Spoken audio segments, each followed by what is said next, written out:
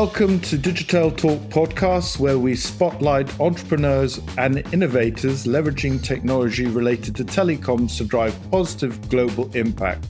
As always, I'm joined by my co-host, Frankie Spagnolo. Hi, Frankie. Who's our guest today? Hi, Ian. So today we'll be speaking with Deborah Simpier, CEO and co-founder of Althea. And Althea is a really innovative company using blockchain and decentralized technologies to increase affordable internet access worldwide. In the first of two episodes, we'll get to know more about Deborah's background and how she became the change maker and innovative technologist she is today. Today's episode is sponsored by IFG Consulting Europe, a leading business growth consultancy representing promising software providers selling to the telecoms, enterprise and mobile markets in Europe. Go to ifgconsultingeurope.com to find out more. I'm really looking forward to hearing more about Deborah and Althea. Yeah, absolutely. And Deborah's a pioneer, both in her specific field and then as a woman in technology. And I am really interested to hear about Althea's technology and its social and sustainable impacts, but specifically some of their ongoing projects like their L1 project and their liquid infrastructure technology. And of course, we'll dive into their projects more in our second episode with Deborah. But for now, let's go ahead and welcome Deborah to Digital Talk today. Deborah, thank you for joining us. Thank you so much for having me. I'm so honored to be here and excited to share more about myself and what we've been building. So it's a pleasure to have you on the show, Deborah. To start, can you share a bit more about your upbringing and what first got you interested in technology? Oh, wow. For that, we have to go a bit way back in that I'm a third generation ham radio operator. My father had an electronics repair and audiovisual repair back when that was a thing. In the home, so if we had a home office, technology was just really a part of how we thought about the world. My mother has a chemistry degree and my father has a theoretical physics degree. Still, a lot of the way that we thought about things even growing up was very, very much around technology and communications. And it really also drove home this idea that really you could build or do anything, though the world of technology was quite an open landscape. So it was exciting. How cool to be in that kind of Malcolm Gladwell's Outliers, right? 20,000 hours of access to something to really have an impact on your life. That's very cool. So ham radios, that kind of initial technology really is in that same sort of transparency mode and being able to have communication as what you're doing with Althea. Is that a philosophy that came out of your upbringing around doing good, or how did you end up having that be a driving factor for you? I think really ham radio speaks to how technology interacts with sovereignty and resiliency, and our kind of responsibility within our communities to be able to have resilient communications as everyone's responsibility to keep up and be participatory. So I think you see those kind of three like core pillars of sovereignty, being able to have choice, being able to do those sorts of things, and also being that participation is not just optional, but it's part of our duties as community members. And that's really where we get that community resilience to be able to keep those key core freedoms and to keep the resiliency of our communities intact. And so I think that those sorts of sentiments really became a lot of the pillars on how we see technology interacting with humans. Because even at the end of the day, technology is for people to use, and how we interact with them matters a lot. Sovereignty, participatory, resilience, this is all core to where the industry as a whole is today. But did you always want to do that? Was it because of you being so embedded in your childhood? Was this like your path from the get-go?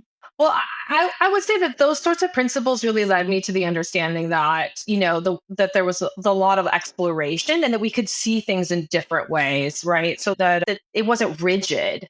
growing up and into my teen years, I was able to be homeschooled so I could actually work full time since I was 16. I was able to learn how to fly planes. I did my first solo flight when I was 16.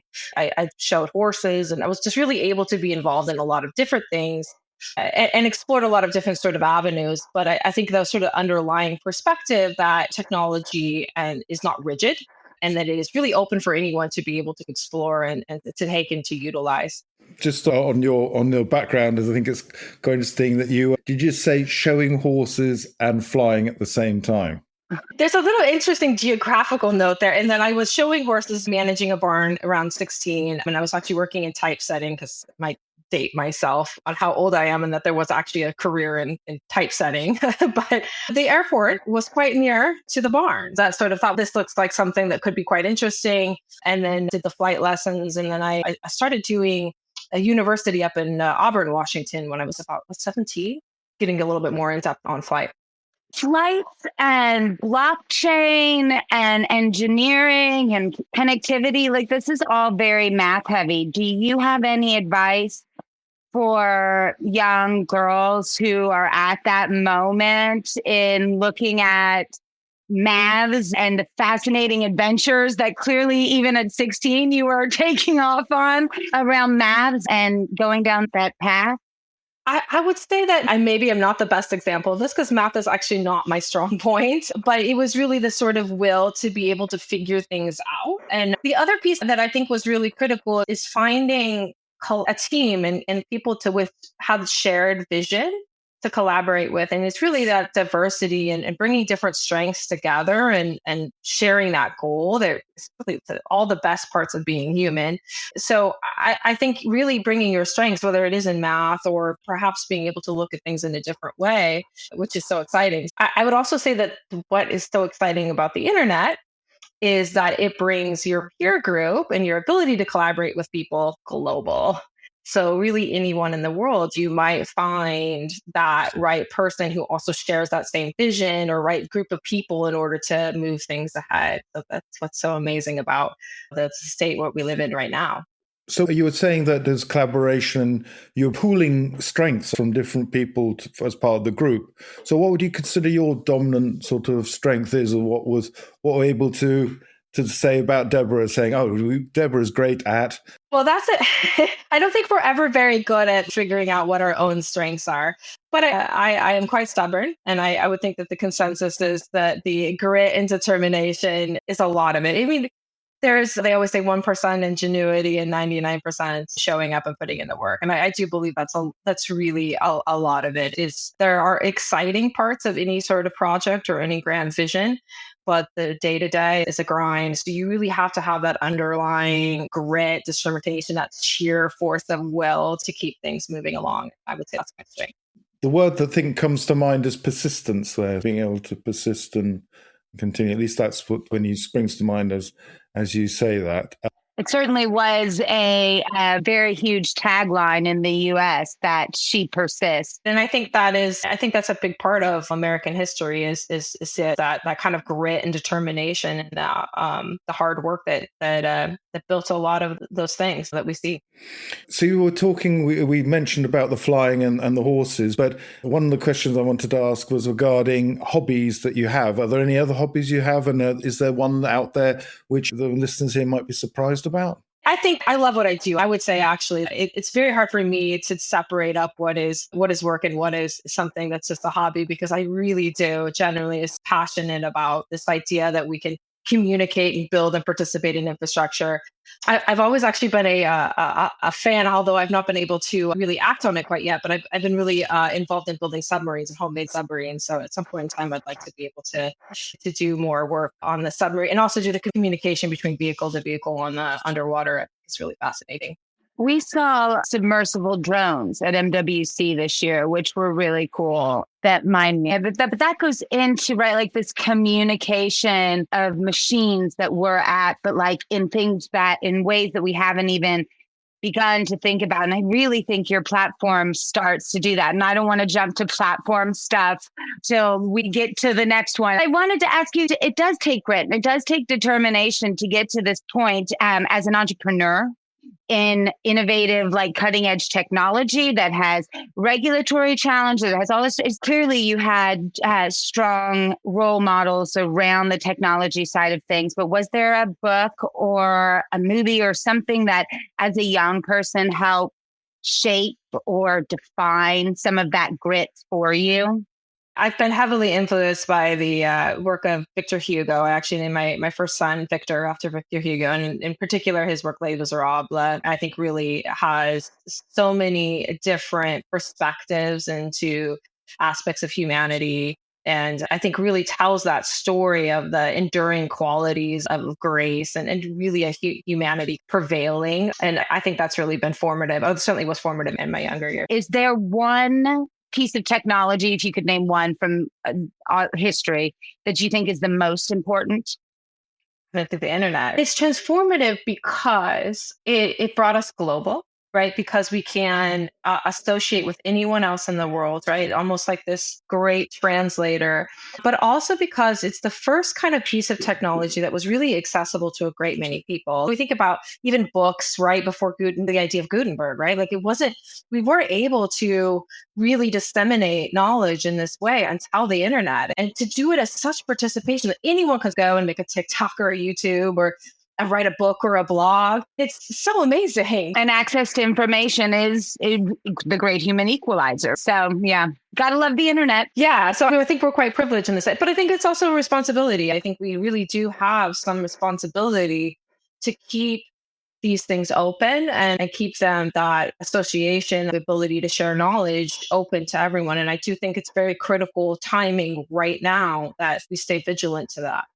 I think that comes on nicely to an area of looking a bit at the future. And the question is there something that you see in the next 10 years which will affect us and change our day-to-day lives? Do you still think it'll be called the internet, or do you have something else in mind that you think will change your life and change people's lives? Yeah, so I think certainly everyone talks about the idea that a lot of the manual labor would become automated, right? And then who owns these now automated centers of production, and how is that productivity benefiting, and those sorts of questions around how this new kind of a machine economy is going to evolve, I think are a catalyzing moment. Of course, the internet was the foundation. It allows us to communicate across this wide thing, but now we're coming into a change in production being primarily human labor, and potentially now into where that production is automated, right? Automated combines and farming and shipping and all of these kinds of things, which could be amazing, but it could also lead to more disparity in lifestyle. And so I think that's, again, to my kind of point earlier, this really is a point in time where we must have some responsibility on maintaining that vigilance.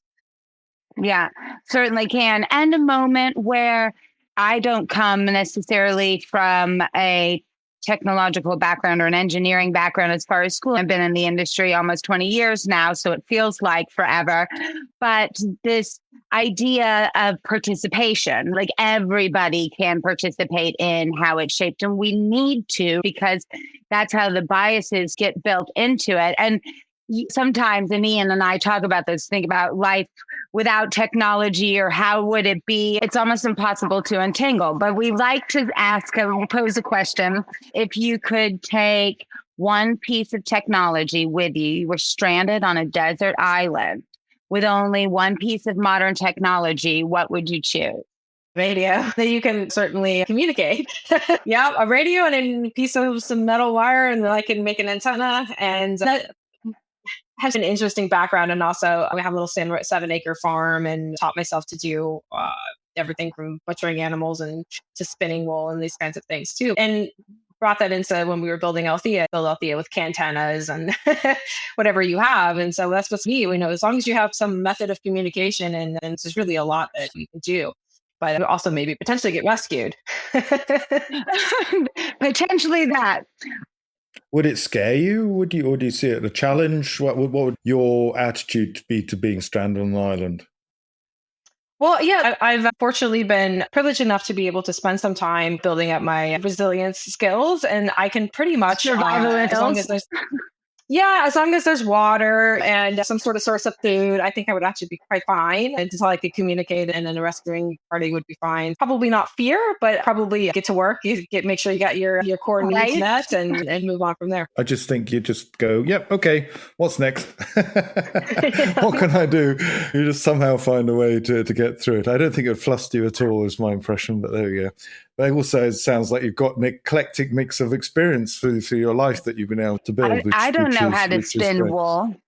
Do you do the shearing as well? Interestingly enough, we got involved in the early boom and bust of the alpaca market. Yeah, so there was a crazy time in history. It was great. So they were just starting to import animals in from Latin America and from Peru there. And we got involved. They'd have these big auctions in Vegas, and you could go down and buy an alpaca for $20,000, $40,000, $100,000 for the males. And it was a really exciting time to be part of the new industry.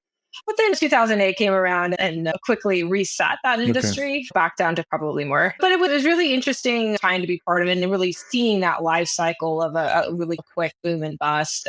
But that's taught me everything from shearing animals to spinning the fleece and dyeing and all the things involved with that too. Definitely can knit a sweater and if I need to.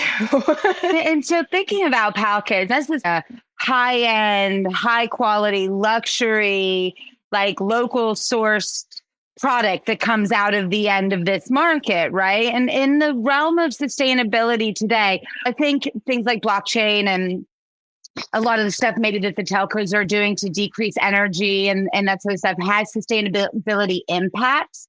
Is there something that you think really stands out as gosh, if we could really implement this tech, it would have promise for the planet? If any green tech could take off. My perspective on this is really comes back to those participation is right. We are underutilizing because we really don't know how to coordinate the devices that exist, right? The battery packs and things that are in people's cars and in their homes, these sorts of things can be utilized. And it's a lot of that flexibility that we brought into how we thought about building Althea, right? Which is just could be used across the Raspberry Pi on up to the big servers. But it's that idea that we can coordinate existing resources and utilize them better that I think is really powerful and transformative. And that's really where kind of the blockchain comes into, is that really what blockchain does is coordinate machines and and allow open participation into the machines. And we're starting to think about it now more. And thinking about what happens if we take these Teslas and Rivians and so forth, and there's a power outage, how do we have those batteries going back to the grid? But we're still really, unfortunately, still feels very early on those sorts of initiatives. So I'm hoping that will certainly play in more to how we think about the future. Okay, so one last on this kind of future thinking technology. So we're here today, we're talking actually practically about machine communication and not even just the streetlights talking to one another, but super intelligent, constant, and ubiquitous communication. What do you think, just on a personal level, to the broader audience about AI and the hype and its effect on society? Do you think that we are needing to fear an AI revolution because the machines are all going to start talking to each other? This is a funny anecdote, but I wonder why, because as we designed and created machines, why we don't think that these intelligent machines are going to develop the same sort of neuroses that humans have. What if we have these streetlights to decide that they want to play solitaire all day instead of working? I think it's funny that we go to the worst part of humanity. Oh, if the machines become more human, if they have intelligence, they're going to become evil or have malice or have violence. But I think it's just as likely that they have maybe they're afraid of something, or they might have just addictions, right? And maybe all they want to do all day is play Candy Crush, right? And they just are playing, who knows, right? But so anecdotally, but it's a bit of an aside. It doesn't really answer your question. But I do think I always think it's odd that the first thing that we worry about is, of course, that they would have the parts of human that is malicious, but they could have any parts of humanity, right? So do you think that there needs to be like the psychology of machines and how we as humans interact with them? I always say regardless. I'm always like, thank you, Alexa. Right. Like she doesn't respond, but I was like, don't be mean to your Alexa, right? Or your whatever, because maybe the machines will remember.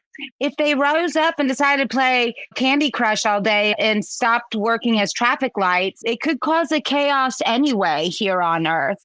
And would you get on a spaceship to Mars and help open another planet if you couldn't come back to Earth? That's a good question. I think to my kind of early sentiments around that, I do think we have responsibilities to our communities and should, as long as we are able to be possible, respond to our duties to be part of our communities and whatever that looks like. And machines, of course, play a part in our new communities. And so before leaving to restart, I think we have to look at what our responsibilities are to both man and machine here and on Earth.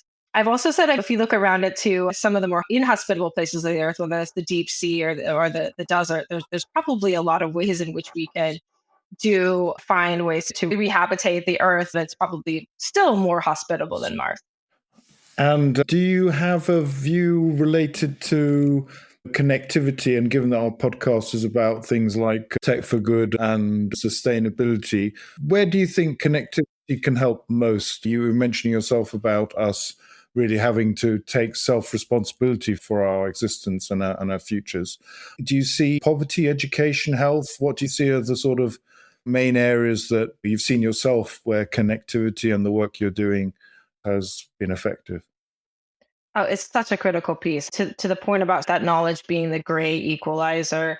We do a lot of work across the U.S. and in the world where that access isn't there, and people are reaching for that, right? So young people looking to do different careers than maybe would be their choices in the local area, or looking to build projects, looking to collaborate with others. I mean, it also, that understanding from a global perspective, I think, changes what can be somewhat myopic, right? So without a global perspective, understanding different cultures and people around the rest of the world, we do tend to just develop myopic feelings, and that sort of keeps progress at bay. So it really is this also opportunity for us to understand one another better and then allow people to be the best versions of themselves. And it is such a privilege to be able to do the work that I do and to see that actually take place, whether that's in Mesquite, Texas, or Atlanta, or down in Medellin, Colombia, or wherever it is that we are, to meet people who are taking advantage of the communication and internet infrastructure to be their best version. And also you see so many people, they're not only excited to further their own vision, but to bring that back to their communities and enrich their communities. We have someone we work with who's in Europe right now, building a internet network in Ghana. That's where he's from. Not only was he so excited to have access to the technology, wants to bring that back to his communities. And it really comes that full circle of being empowered to not only be the best version of yourself, but to bring back to the community in which we're a part of as well. And do you find that's sort of the nature of the people that you work with? And when you are an entrepreneur who's got this philosophy that you have been speaking to us about, which has been a part of your life really in some way for always, do you find that you just find these people, or that they find you, or is it hard to connect with the good in people, and that's why we're afraid the machines are going to rise up and be evil? I've always had the privilege of finding people who are also just reaching out. I don't think I've ever been really afraid to have a conversation with anyone about regardless of their kind of position, or maybe where people would put them on a bit of a pedestal. But I think that with given the opportunity, people have that sort of we want to help. If you're on a sidewalk and someone falls down, it's very human to go and see if they need help or pick up the papers and help. It's just an innate. So unless it's driven out of humans, we innately want to be part of our communities. And I've always felt that's resonated in many of my conversations. But certainly people do say, what we're hoping we're building here and what we've been is tool sets for people to bring these communication networks to solve problems. And so folks have reached out and said, I've got a problem. We have a challenge, whatever that is. Can we solve that together? And that's what's been really so fun. And each one's a little bit different. Each challenge is sometimes a little bit bespoke. And how do you qualify whether you can help or not? Or do you feel you can help anyone in some way or another?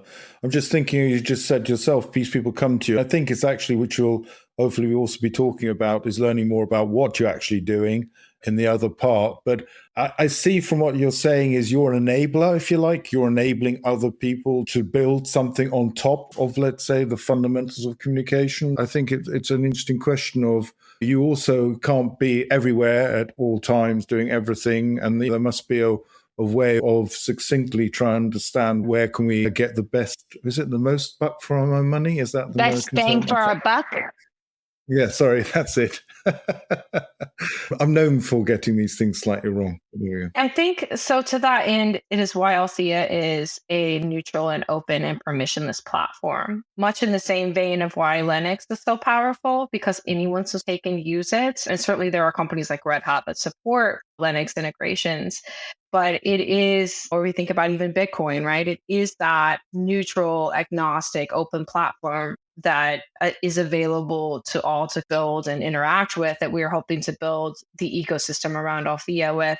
And then in terms of our company, then that's where we go and say, look, how can we help? Is there things that we can do to support the community where they're at? And so there's a number of self-help, like there's some documentation. Can you take this and build this your own? Do you need these sort of like a la carte menu pieces, design or engineering or whatever it is, right? So we can do full soup to nuts and turnkey, or we can help support with these sort of like menu items of a la carte.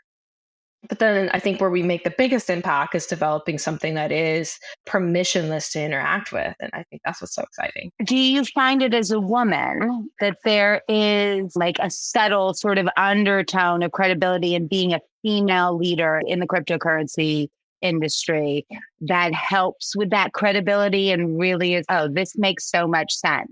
Yeah, I think you might be describing a little bit of like a survivor bias, right? Like I've been in the industry long enough to have that experience and credibility, because it does really shake out a lot of minority folks or women, and because the culture can be quite toxic, right? And it's certainly not a welcoming to diversity. And I don't think anyone says blockchain is welcoming diversity, which is really unfortunate. And I think that's really why you partly see the industry at its crossroads right now, because diversity is really that creativity that any industry needs to continue to evolve and move forward. And because it has been so brittle and challenging to be a part of, we really have this point we're at right now, which I hope is a turning point. I hope we're looking at, okay, the industry is now evolving. This is the time when we really come in and say, look, we really want to welcome diversity. And it's an initiative, because it's an interesting, weird shooting yourself in the foot kind of thing that happens here, because there's like a negative flywheel, because there's not welcoming of diversity, then there isn't more of color and women and things like that, and from different backgrounds. And then because of that, then there's not as much innovation and cultural movement ahead. And so it's just where we're at. But hopefully this is a turning point in things. But I mined Bitcoin on a GPU back in the very beginning, when there really was this movement of the people that we were going to create this better world, and have seen it become what it is today. And I think it's quite unfortunate that it didn't stay, that those underlying principles didn't stick as much as I had hoped in the beginning. Yeah. Is there a leader within your industry or some figure that you really see as a role model that personifies that philosophy that you're working away on, who has done this in Bitcoin, or that you look to guide yourself at? Because it is hard to stay, what do they call that, scope creep or whatever, when you get okay, we'll just let it go a little bit and a little bit. And before you know it, whatever those central values were, wait, we are over here to the right of them. Right. That's a difficult thing. And certainly I've been in the industry for quite some time, and I've seen many different kind of iterations. I definitely respect a lot of the creativity and technology, which is what's so exciting. It's always really dynamic. And there's been a lot of people in the industry that have moved that ahead and been perhaps a bit of the unsung heroes. I would actually say that one of the great privileges is actually working with my co-founder, Justin Kilpatrick, and watching him build and design over the years has been an amazing privilege, and I think has been something that I think gives me courage to continue on. And I think there's other folks like that out there too, that maybe are not pillars or leaders in the industry per se, but a lot of that kind of underlying technology innovation is quite exciting. I see that as a shout out for him, and it's really good to hear that you're working so well with your co-founder. If that's the respect in each other, and I presume it's mutual, right? Often when you find people respecting someone else, it actually turns out to be mutual. I'm sure he would also have a kind word to say about your contribution to the business. How long have you guys been working together? It's 2017. And I think it's co-founding. You go through ups and downs, and it's that determination. But sharing a vision with someone else and being in that trenches, working toward that, I think is really transformative. And again, I have just so much respect. And it really is I tell him it's a privilege to work together with him. And I really still continue to feel that. And I'm excited now that we've a lot of the software has actually been developed and we're getting to see the impact. It starts to feel like when you plant the seeds and you grow the crops, and then it's finally getting to be a bit of harvest time. And it's wonderful to share that with someone who is just so driven and intelligent and also very humble and shares that same vision that I have as well. That's exciting. That's fantastic. We are coming to the end of the first part, and it's been great to hear about yourself, Deborah and Althea. The final question that we want to ask here is around your preferences. Are you Apple or are you Android? I would say that I am Android in my phone, although I have always wanted to see a Linux phone exist. There has not yet been one actually usable by consumers. But once upon a time, we all dreamed a vision of a Linux phone with modularity and got pretty excited about that, but never came to fruition. So definitely Android is a closer vision to that than Apple is. It's more closed and close to development. If you maybe haven't gathered, I'm a big rights of repair person as well, too. So I think that's a key component to what way I look for in a device. I am so with you on the right to repair. Deborah, thank you so much for sharing your story with us. It has been wonderfully interesting to get to know a little bit about you and the fascinating and really diverse story that you have that has brought you to this point as an entrepreneur and technologist in an industry driving positive change in the world using technology. And it's really exciting to get a chance to speak with yourself and people like you. And kudos to your team for the work that you guys are doing there. To our listeners, stay tuned for next week's episode where we will dive deeper into Althea's groundbreaking solutions and really get to understand what Deborah and her team are building, how we as an industry could participate in helping move their efforts forward, and how it's impacting society across the globe. So thank you, Deborah, for joining us, and we look forward to speaking with you again soon. Thanks so much for having me. Thanks for taking the time to listen to our new podcast. If you have any feedback or know of any stories to be told involving digital technology and telecoms doing good, then please do let us know via our email, getinTouch@digiteltalk.com. Also, feel free to send us a message on LinkedIn. It'd be great to hear from you.